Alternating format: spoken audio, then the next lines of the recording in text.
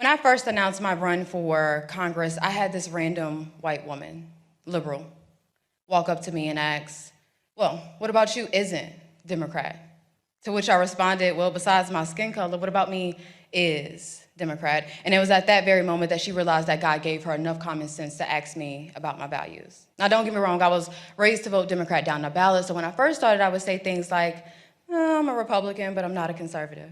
But now I know all too well I am a full-fledged, hardcore conservative, and I'm proud of it. I mean, my favorite saying is I was born black, not Democrat.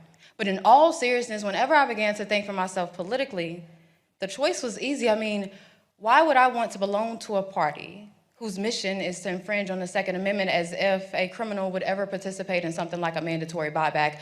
Why would I want to belong to and endorse a godless party? Because there is no such thing, and I mean no such thing as a trans child. We have confused children and sick, enabling adults.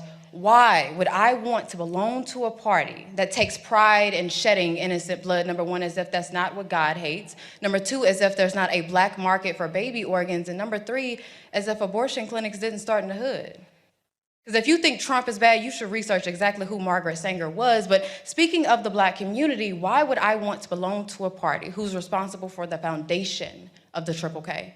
But it's not just that. Supposedly in the 1900s, the party switched, right? But what never changed, what I noticed never changed, is Democrats' love for immigration and how they have always prioritized that over the black community. I mean, imagine every single Democrat leader helping you joke about what a black job is in 2024, exposing your ignorance on 1924 and how imperative the Immigration Act of that year was, how it was all reversed in 1965 with the Hart-Celler Act, how Congress refuses the advice of the Rockefeller Commission and the Hesburgh Commission, and how to this day they refuse to adopt the Barbara Jordan Blueprint, validating every single thing that Dr. Claude Anderson spoke of generally, but specifically what Mrs. King spoke of in 1991 with her letter to Congress. Now look, I'm not saying that the Republican Party is perfect.